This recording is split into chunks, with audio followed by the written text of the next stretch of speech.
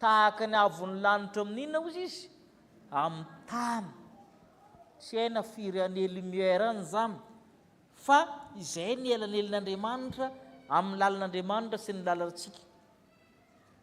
Ohatra Andriamanitra ny teniny dia asa vatramy ary izy nandidy dia ary zany. Raha miteny zay misy mazava dia nisy zany.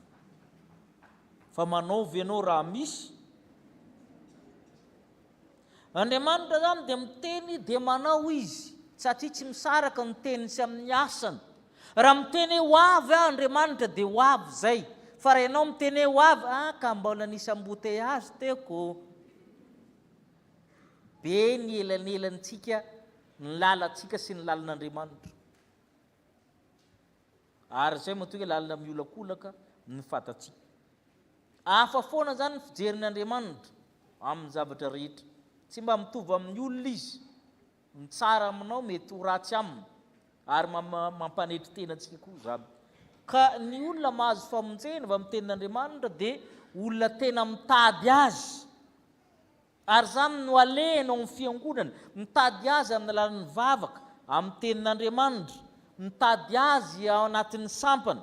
Raha vao tsy izay zany no andehananao ao anatin'ny sampana, tsy hiaona amin'ny Andriamanitra ianao ary tsy azo famonjena. Fa lany andro ao anatin'ilay sampanao ianao.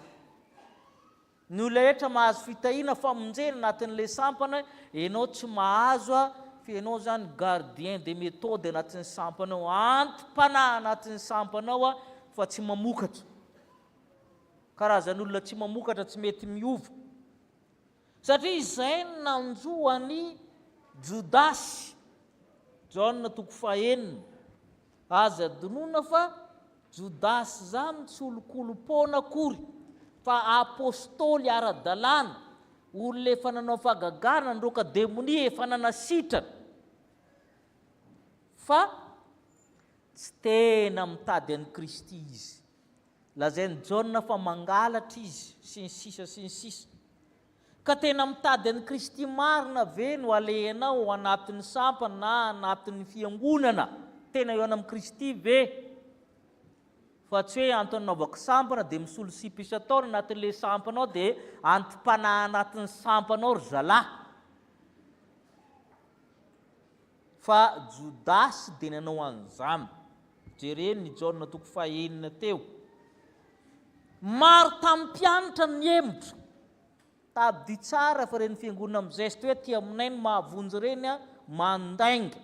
Jesô eto, Jesô.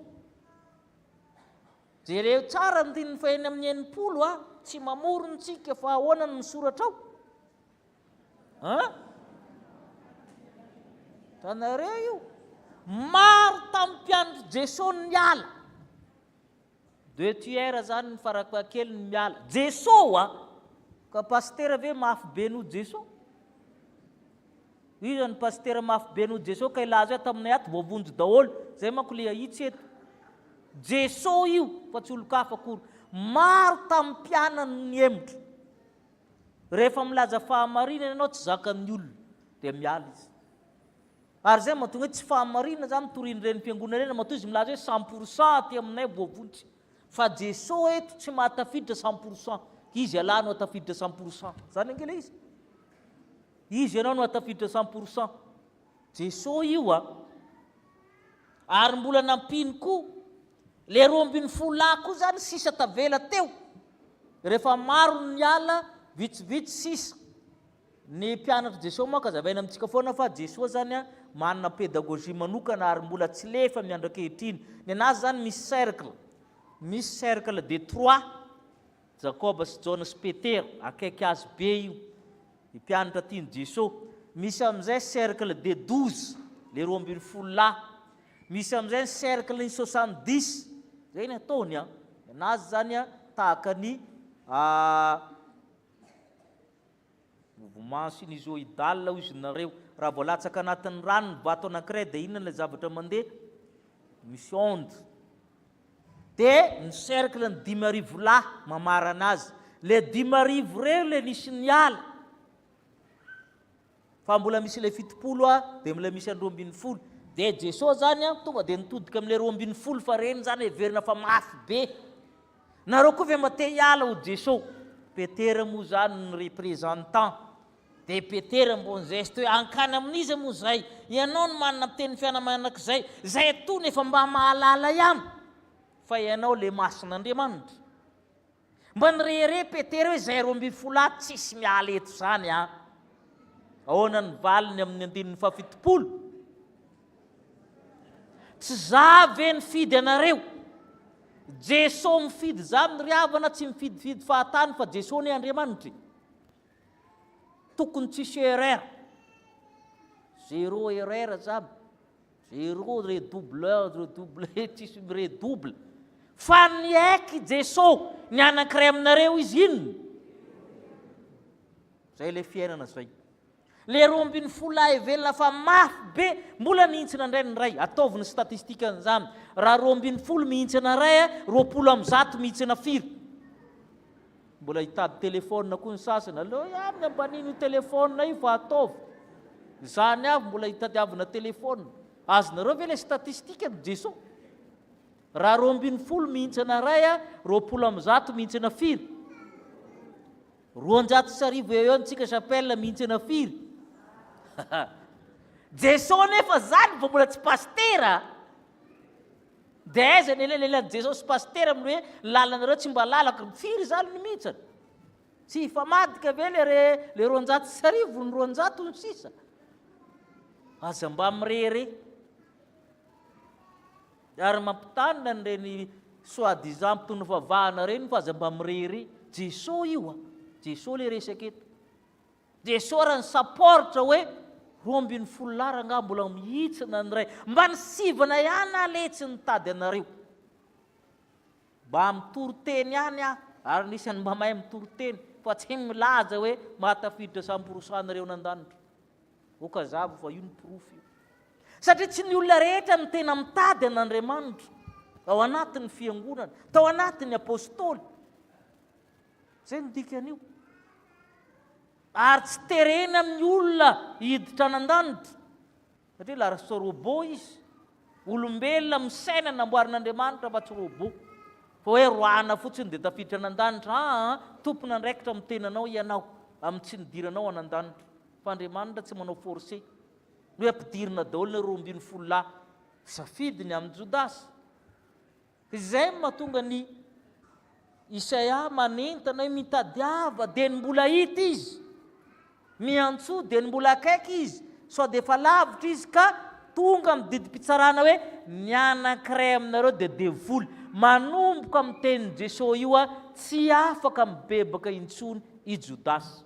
Misy fetra no ahafahanao mibebaka. Rehefa dily fotoana io a ny zavatra magaga dia tsy hainao tsony zany mibebaka zany. Na te hibebaka ary anao tsy tafita. Ary zay ny zavatra magaga amin'io. Misy fetra na zay on'olona anankiray mibebaka. Rehefa tonga i fetra hoe Andriamanitra irery mahalala fa tsy pastera akory, dia tsy afaka miverina tsony zareo a. Zay ny dikany 𝗘𝗣𝗜𝗙𝗔𝗛𝗛 sy tankavanan'i Jesosy. Tsy mitovy fetra ka ilaza koa ianao hoe ihany rehefa 70 ans dia tsy afaka mibebaka. Tsy azo atao an'izany fa ny fihevitro izy mety mbola manana fotoana. Fa ianao 20 taona tapitra ianao izy Andriamanitra. Le 𝗘𝗣𝗜𝗙𝗛𝗑 sy tankavanana, ahoana mola izy? Le anankiray mbola nahazo fibebahana, ny anankiray tsy nahazo. Samy mitovy reo a, samy jiolahy reo a, samy ratsy toetra reo a, samy miampy ny azy fijaliana reo. Ny ray nahazo, ny ray tsy nahazo. Ahoana koa ny soratra masina? Misy roa mitoto vary, ny ray raisina, ny ray tsy raisina. Misy anankiroa miara-matory, ny ray raisina, ny ray tsy raisina. Misy anankitelo mindika lalaka, ny ray raisina, ny roa tsy raisina. Misy fetra io, mba mieritrereta. Tsy resaka taona io fetra io. Fa zay miteny ratsy ny fanamasina dia tsy mahazo famelan-kely koa mandrakizay. Tsy hoe tanora dia anina lavalava. Tsy zay. Misy fetra io. Ary zay nampitomana ny ikaina fa tsy nahazo an'izay fetra zay izy taoriana amin'ny Abela. Ary zay nanahirana ny Esau fa rehefa namidy ny fizokiana dia efa tany koa ny tsodrano. Tanareo fa nahita ambony tany raha misy fetra. nitaky an-dranomaso izy ho Jakoba fa tsy nahazo tsony le tsodrano nisy fetry ny famonjena dia ho an'izay mitady an'Andriamanitra zay ny voalohany ny faharoa koa nefany ny famonjena dia ho an'izay mandray tsara ny tenin'Andriamanitra sokafantsika le Isaia teo Isaia toko 5:10 sy ny 1:10 vakitsika 5:10 sy ny 1:10 fa toy ny ranomorana sy ny oram-panala milatsaka avy an-danitra ka tsy miverinamy raha tsy efa nahavoton'ny tamiko ka amin'any sy nampavokatra azy mba hahatonga voan'ny mpamafy sy anina ho an'ny mpihinana dia tahaka izany koa ny teniko izay alokon'ny baba tsy venamiko foana izy raha tsy efa mahatateraka izay sitrako ary ambinina amin'izay nampandehanako azy io tenin'Andriamanitra io dia teny miasa miandry anao fotsiny izy andray azy tahaka ny tany anankiray ary zany mahatonga ny tany dia misy samihafa misy tany hoy izy be vatolampy maniry ihany le vofa tsy misy faka dia maty misy tany hoy izy feno tsilo le be problema loatra le olona zay le tsilo misy zavatra tsy fofonony ao amin'ny fiainany dia mangeja azy dia tsy mitombo iny tsy mamoa fiananankiray koa izy le fono mihitsy nefa arabe mandeha ho azy mandeha hoe zay te-andeha te-hanitsakitsaka manitsakitsaka efa arabe mihitsy ny fonony olona sasany ao daholo na ny mpangaro-paosy na ny inona na ny inona tsisy zavatra tavela eo zay midikany arabe fa misy ny tany tsara ozy izy zay mamoa avo 100 eny ka le tenin'Andriamanitra ho izy tsy miveriny iny fa tsy maintsy miasa asakasaka ao tsy andray azy tahaka ny orana sy ny oram-panala mampavonto ny tany mamokatra azy rehefa mandray an'io dia izy no miasa ahatonga anao vokatra dia mamoa izy dia tonga anina izy ho an'ny mpihinana tsy miverina amiko tsony le tenin'Andriamanitra efa nalefana aza vela hiverina fa raisy io tenin'Andriamanitra io ho anao ambinina io tenin'Andriamanitra io satria Jesosy Kristy ka amin'ny fifaliana ny voanareo hitondrany fiadanany ianareo tsy mampatahotra anao ny olana mitendrombohitra zany olana zany ny avoana mahatahotra ny fiainanao ny fahasahirananao zay le tendrombohitra sy avoana ary zay dika amin'ny tenin'ny Kristy hoe raha manam-pinoatra voatsinapy ianao ka tena amin'ny tendrombohitra hoe mifindrana an-dranomasina le tendrombohitra tsy inona fa ny problemanao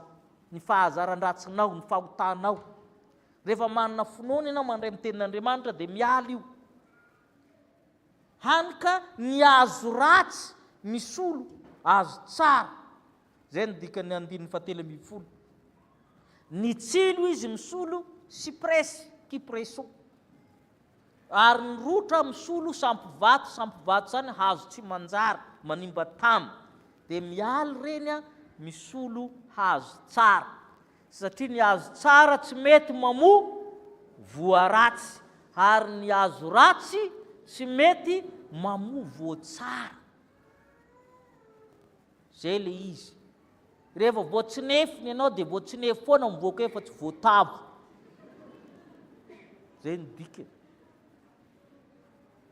ary zay le tenenety fa rehefa mandray ny tenin'Andriamanitra ianao miongotra le hazo ratsy ozy izy misolo hazo tsara zay mamoa voa tsara anatiny le fandresena fifaliana fiadanana omen'Andriamanitra anarana vaovao ianao tsika rehetra io zany manana anarana anan-danitra daholo ary amin'ny andro farany vao fantatrao izy ny tena anaranao fa manana anarana any ianao zay le anarana zany ary zay ny tenen'ny Paoly apôstôly hoe ny tenin'Andriamanitra tsy mbo voafatotra za no migadra ho Paoly apôstôly fa amin'ny tenin'Andriamanitra io miasa foana na tsy eo ary fa tsy hoe koa tany velany pasitera dia nidy tany le tenin'Andriamanitra teto foana amin'ny tenin'Andriamanitra Paoly apôstôly migadra dia miteny izy hoe za ny aretako fatorana toy ny mpanao ratsy nefa ny tenin'Andriamanitra tsy mbo fatotra rehefa mandray an'io zany no azahoan'ireo anarina ho Paoly apôstôly zay miara-maty amin'ny Kristy dia miara-belona aminy rehefa miara-miaritra tsika dia miara-manjaka amin'ny Kristy. Ny tenin'Andriamanitra ny famonjena dia ho an'izay mitady an'Andriamanitra marina. Tena mitady an'Andriamanitra ve isika ato amin'ny fiangonana? Zany ve nanaovantsika ny fanompoana ato amin'ny fiangonana? Zany no miteraka ny fanompoana rehetra ny fanahy ny fahafoizana izay ampianarina n'aiza n'aiza. Ny tsy fitadidiana mahatonga anao mitaky zavatra, mitaky tambiny rehefa hanompo an'Andriamanitra satria tsy mitady an'Andriamanitra ianao. Mitady ho karamaina anao dekona na andro valopy rehefa anao zavatra rehetra amin'ny fanompoana. Tsy mahafo fotoana sy ny takan'izany satria tsy tena mitady an'Andriamanitra fa zavatra hafa no tadiavinao. Fa zay tena mitady an'Andriamanitra izy dia ny mbola hita izy, dia ny mbola akaiky izy. Dia rehefa mandray koa ny tenin'Andriamanitra tsika mitady azy dia fenony aminao ny fiadanana, fenony aminao ny fifaliana amin'ny zavatra rehetra. Ka ny azo ratsy ao aminao izy soloany azo tsara ao anatiny ao. Io tenin'Andriamanitra tsy mba miverina, miasa foana io, fa ny fontsika indraindray tsy mandray azy. Ny olona mandray tenin'Andriamanitra manko mizara 3 na 4 hoe maranantsika azy. Misy karazany olona anankiray amin'de mivavaka dia efa milaza izy hoe zahafoana mitenin'ireo mpiangonanao. Jerijery azy ny dekona dia zahafoana nijeren'ireo. Iny olona iny réfractaire. Izy zany efa manabe lamosiny avy any satria izy ihany hono ny fosain'olona ao mpiangonana. Zay le olona anankiray. Tsy mandray ninina io satria efa miaro teny izy miala avy aminy. Ka na hira io ary lazainy fa mamely azy. Dia iny karazan'olona anankiray iny. Misy karazan'olona anankiray indray mandray fa mizara ohatra ny fitaratra. Raha vao mahay mitoro-teny izy rakoto indray za mitenenin'ny pasitera zany izy. Ranona indray zany izy zany mizara karatra no ataony. Ranona indray zany sapana zao indray zany voadaroka atao. Izy tsy ao anatiny olona foana. Karazan'olona faharoa reo ary betsaka reo. Karazan'olona faharoa reo. Ny karazan'olona fahatelo indray miankese izy fa tsy réfractaire. Resiny le izy fa izy tsy miova. Dia miforotra eo izy dia malahelo izy mody fa izy foana ho nitenen'olona am-piangonanao. Le anankiray teo manko tsy rarainy fa mampiavaka amin'ity dia resiny daholo ho anazy le izy dia malahelo foana izy tonga am-piangonana. Malahelo foana izy. Ireo telo ireo zany tsy miova mihitsy. Dia misy indray ny anankiray fahefitra zany mandray an'io ho amin'ny tenany sady mijery koa zay tokony ampiarana azy. Ireo efatra ireo ny olona mandray tenin'Andriamanitra ao anatin'ny fiangonana. Izy amin'ireo ianao. Fa ireo ny olona ao anatin'ny fiangonana. Rehefa mitonga itoro-tenina tenin'Andriamanitra io mizara efatra avy hatramin'ny olona anatin'ny fiangonana. Ary misy ireo foana. Fa amin'ny tenin'Andriamanitra eto mbola miala nenina amintsika hoe miantso dia mbola hita re izy. Tadiavo dia mbola hita re izy. Raiso ny tenin'Andriamanitra io fa amokatra hiasa amin'ny fiainanao ary tsy avelany ianao raha tsy mamokatra be ary feno fiadanana. Amen.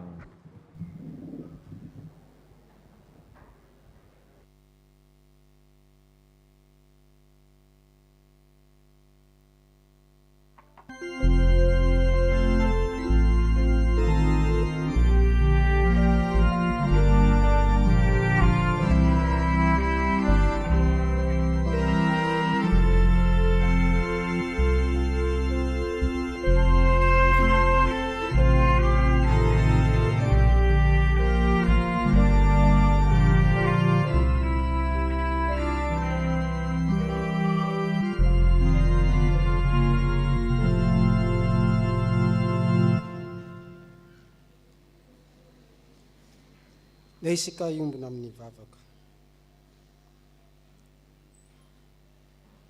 Ry Andriamanitra tompo sy mpahary anay io. Misaotra anao izahay ny amin'ny teninao izay milaza famonjena ho anay tamin'ny alalan'ny hafitra nampitondrainao ny mpanomponao. manambara ny famondram-ponao Andriamanitra ho anay sy fampaherezana ho anay izay anatiny fahakiviana sy fahoriana. Misaotra anao izahay fa tsy navelanao diso anjarany amin'izany afatrao izany izahay, fa tianao izahay hiaina amin'izay araka ny sitraponao ka mba hisitraka ny famonjenao Andriamanitra. Ambaranao taminay ny famonjena dia ho an'ny olona izay mitady an'Andriamanitra. La dia omenao anay memem-pona izany famonjena izany, fa indro ianao mametraka izany teninao izany mba hiainanay, mba hitady anao Andriamanitra teny mbola hita, ary hiantso anao dia ny mbola akaiky. Izany teninao izany no rehefa tantaranay eo amin'ny fiainanay dia mahatonga fitahiana ho anay. Ambaranao ihany koa ny famonjena dia ho an'izay rehetra mandray tsara ny tenin'Andriamanitra, tsy mpiaino fotsiny izahay na hanadino izay horenesinay, fa hompankato andray izany eo amin'ny fiainanay, ampiatra izany eo amin'ny fiainanay, ary fandraisanay izany teninao izany no azahoanay fifaliana sy fiadanana, mba tsy toa ny olona karazan'olona telo izay tsy miova na dia mandre ny teninao Andriamanitra izahay, fa handray sy ampiatra izany eo amin'ny fiainanay mba hisitrahanay ny famonjena sy ny fifaliana ary fiadanana. Saotra indrindra Tompo fa manomboko ankehitriny vonona izahay hitady anao Andriamanitra, fa tsy fahazarana fotsiny no alehanay aty amin'ny mpiangonana, andrenesanay ny toriteny, fa tena olona mangitahitanao mandrakariva, ary andray tsara izay ambarany teninao Andriamanitra ho aminay tsirairay avy. Ankehitriny Tompo dia mitondra mbavaka izahay ny amin'ny fiainan'ny fiangonana indrindra eto amin'ny Chapelle Militaire Ampahibe. Ianao Andriamanitra ny oka hiasa amin'ny kristianina tsirairay avy, mba tena kristianina mitady anao Andriamanitra, mandray tsara ny teninao, mba ahazo fifaliana sy fiadanana mandrakariva eo amin'ny fiainanay. Mitondra mbavaka Tompo izahay ho an'ny ray aman-dreny mpitandrina mianakavy, ianao Andriamanitra nanome izany adidy sy andraikitra eo anivon'izany fitaizam-panahy izany, ka aoka ny fananao masina no hiazona azy ireo mandrakariva amin'ny fitiavanao Andriamanitra, ka mba ahafahany anatanteraka izany asa izany. Mivavaka Tompo izahay ho amin'ny branche fiangonana izay tarihin'ny ray aman-dreny mpitandrina, aokane ianao no ameno azy amin'ny fifaliana sy amin'ny fitahiana rehetra, anome hery-tanjoka ary fahasalamana, mba ahafahany anatanteraka fandaminana sy fandrindrana ny asa rehetra eto anivon'ny fiangonana. Mivavaka Tompo ho an'ny dekona sy ny olona, ireo borony sampana rehetra, ny sampanasa sy ny asa, Tompo Andriamanitra eo, aoka ianao ny azona mandrakariva azy ireo amin'ny fahasoavanao izay manana ambiampy, ka ampitoetra azy ireo ao amin'ny fitiavanao. Mitondra mbavaka Tompo izahay ny amin'ny fiangonan'i Jesosy Kristy eto Madagasikara, ianao Andriamanitra ny noaka hiasa amin'izany fiangonanao izany, ka mba hatanteraka izay programan'asa rehetra izay efa napetraka eo am-pelantananao. Da io ny tompon'andraikitra tsirairay avy, masamy aefa, avita izay andraikitra efa iantsoroany. Mivavaka tompo izay ho an'ny mpitandriny rehetra atao anatin'ny sasany FJKM. Aoka ho mpitandrina, mahajoro mandrakariva na dia anatin'ny zavatra sarotra aza eo amin'ny fitondram-piangonana. Ianao Andriamanitra no alome fitahiana ho azy ireo tsirairay. Mivavaka tompo izay, ny amin'ny firenena, ianao ka ny asa amin'ireo tompon'andraikitra tsirairay avy, ka mba ahafahany asa amin'ny fampandrosoana ny maha-olona manontolo eto anivon'ny firenena, ary ampandroso amin'izay verina fa mahatsara ny fiainan'ny vahoaka malagasy.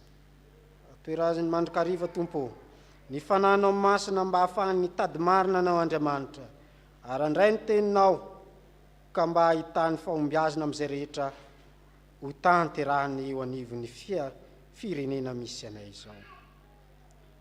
Tondramavaka tompo izay amin'ny arsive FJKM, ianao ny nampijoro izany, izay fitehirizana ny tantara izay misy eto anivon'ny firenena, indrindrandrindra ny ao anivon'ny fiangonana. Dia aoka anao hiditsinjo mandrakariva ny tompon'andraikitra ho amin'izany, mba ahafahany ampandrosony amin'izany arsiva izany. Matoky anao izay Andriamanitra, Andriamanitra mihaino vavakay ianao.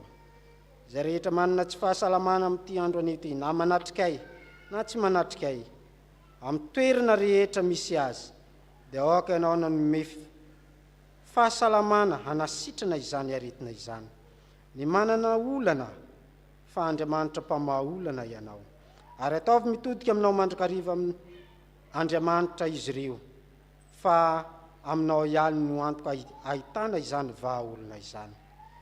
Ivavakay dia ataonay amin'ny anaran'i Jesosy Kristy Tomponay. Amen.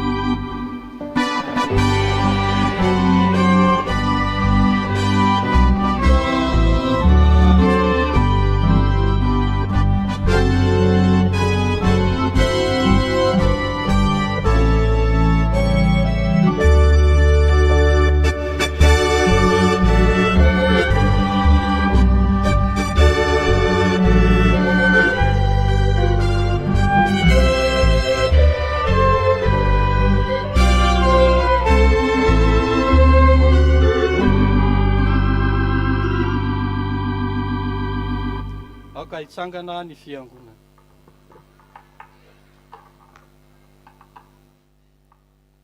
Andesika riavana anambara ny finoantsika eo anatehan'ny tompo, ho marika fa efa nitadiny tompo marina tokoa isika rehefa nandray ny teniny ho famonjena antsika. Ny fanekempinoana laharana fahatelo no iombonantsika ny anaran'ny tompo manao hoe: mino an'Andriamanitra tsy toa, izay mpanao ny lanitra sy ny tany. Andriamanitra dia fanahy, Andriamanitra dia fitiavana, Andriamanitra dia manjakatra amin'ny tany indrindra ka ho mandrakizay. Andriamanitra dia mampiseho ny fitiavany antsika, fa fonom-bolam-panota isika dia maty hamonjy antsika Kristy. Mino an' Jesosy Kristy zanan'ilay tokana tompontsika aho, tonga izy hitady sy hamonjy ny very. Izy ny lalana azy fahamarinana ary fiaina, izy dia tsy miova maly sy anio ary mandrakizay. Mino ny fanahy masina aho, izy no manambara amin'ny fanahitsika, fa zanak'Andriamanitra isika. Fanahy iray ihany nanao batisantsika rehetra ho tena iray. Ny fandresena izay eto mandresy izao tontolo izao dia ny finoantsika. Tompo, Ampitombony finoanay. Amen. Ipetraka ianareo a. Eo reny fihakira foy dia roso amin'ny vaovaon'ny fiangonana isika.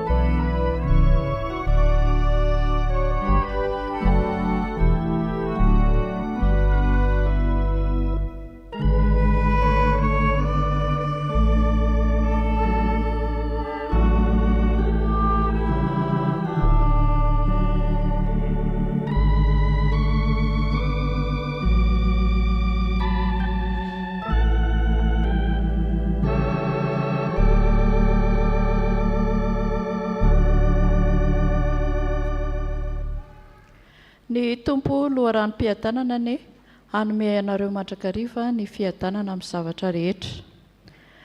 Raha ny hainy tsara amin'ny feon'i Jehovah-Andriamanitra ianao ka mitandrina anaraka ny didiny rehetra izay andidiko anao anio, dia sandratra Jehovah-Andriamanitra ho ambony ny firenena rehetra amin'ny tany ianao, ary ho tonga aminao sy ho azonao izao fitahiana rehetra izao, raha mihaino ny feon'i Jehovah-Andriamanitra ianao.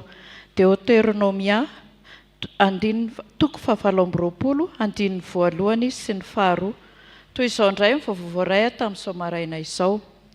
Isaoran'Andriamanitra fa totosa soamatsara omaly ny firaisan'ny sampana izay niraisan'ny Chapelle Militaire rehetra, misaotra ny mpitandrina, ny birao fiangonana, ny sampana, sampanasa, ny fikambanana ary ny mpianakavin'ny finoana nanotrina ny amin'izany.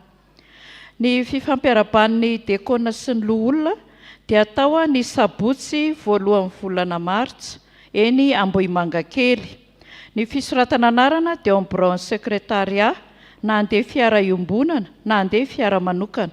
Noho izany dia hisy ny fivoriana rehefa vita izao fanompom-pivavahana izao, iantsoana ny filohan'ny tarika telo sy ireo dekona sy loholona tonga manatrika izao fanompom-pivavahana izao izay atao amin'ny akany somempita. Ny fiofanan'ny dekona sy ny loholona kosa dia atao ny sabotsy 15 ny volana martsa any amin'ny Chapelle any Manjakandriana. Fisoratana anarana dia amin'ny sekretariat na fiara iombonana na fiara manokana. Vaovao avy amin'ny sampana. Fikambanana katekômène. Misaotra an'Andriamanitra lehibe fa totosa soamatsara ny fampiarabana tratry ny taona ny fikambanana, dia misaotra ireo izay rehetra nanatrika izany. Sampana sekolelahady. Ampatsiahivina isika fa amin'ny sabotsy 20 Febroary tontolo andro ny fampiaraban'ny mpampianatra sy ny komity eny amin'ny Jirama Ambohimanambola. Ho an'ireo izay mandeha fiara iombonana dia amin'ny 7 maraina ny fiangana eto am-piangonana. Ho an'ireo izay mandeha fiara manokana kosa dia amin'ny 10 maraina fatongavana eny an-toerana. Ireto avy ny zavatra entin'ny mpampianatra amin'izany: entrée, rano tsotra na jus 2 litra sy tapany isan'olona, couvert complet. Ny talata 7 ny volana Febroary avy izao no fara-fisoratana anarana amin'izany koazatara. Na mandeha fiara iombonana na mandeha fiara manokana dia mila misoratra anarana daholo. Izay mitondra vady na zanaka dia mandoa R1,000 isan'olona toy ny fanao isan-taona. Miverina ny ratsanatan-ketsa anio hariva amin'ny 3 ora. Sampaty, vondrona mpanazava. Finaritra, mbola misy hatrany ny tapakila reko izay karakarain'ny vondrona mpanazava ny 7 ny volana martsa ho avy izao. Bietsotra R1,000, ny VIP R20,000. Izany dia afaka jifaina any amin'ny mpiandraikitra sy ny komity mpivondronana. Afaka jifaina ao an-tokotanim-piangonana ihany koa izany rehefa alahady sy sabotsy hariva, misaotra ny fanohanana tahin'ny tompo. Sampana fifoazana. Ny alakamisy 20 ny volana Febroary ny Chapelle ao amin'ny FJKM Rasalama Manjakaray ka ilaina fahatongavan'ireo solotena roa amin'izany.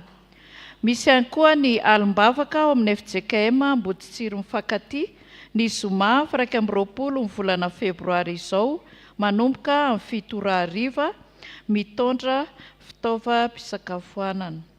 Ary misy ny asa sy fampahirezana amin'ny alahady herin'ny anio aorian'ny fanompoam-pivavahana. Rakim-pisaorana. Ary miravoravoa amin'ny Jehovah ianao dia omeny ianao izay irian'ny fonao. Rakim-pisaorana tonoina ho an'ny Révérend Docteur 𝗘𝗣𝗜𝗙𝗙, Pasteur 𝗘𝗣𝗜𝗙𝗛, Pasteur Frank Justin, Pasteur Rasoambola Mananjara Valosoa, ny sampana estike ary ny fiangonana. Fisaorana sy fankasitrahana. Efa niady tsara aho na hantanteraka ny fihazakazahana aho nitahiry ny finoana aho. Misaotra an'Andriamanitra Rain'i Jesosy Kristy Tompo mandrakariva izahay, vadiny Razafy miara-manana Vatsy Mendrika, Ray aman-dreniny 𝗔𝗟𝗔𝗛𝗛𝗏 Henri sy Rakotomalala Miray Josiane, ny rafozany Razafy miara-manana Andrianirina sy Raharim-pamonjy Ioby Fenosoa, ny ray tapo ary ny fianakaviana manontolo no nanomezany anay anareo mpanompony, ny ray aman-dreny mpitandrina Rakototsafy Mikaela Mivady, ny birao fiangonana, ny fikambanan'ny loholona sy ny dekona, ny sampana velona rehetra ary ny mpiara-mivavaka rehetra eto amin'ny fitezam-panahy protestanta ho an'ny folo alin-dahy eto Ampahibe, izay tonga nidodidody sy nampahery ary nitondra mbavaka anay tamin'ny alasan'ny malalanay 𝗔𝗟𝗔𝗛𝗛𝗏 Enikajy tokoa ny velona tsara levenana amin'ny maty, tsy ho voavalinay izay rehetra vitanareo, fa ilay Andriamanitra manankarem-pahasoavana anie hamaly fitianareo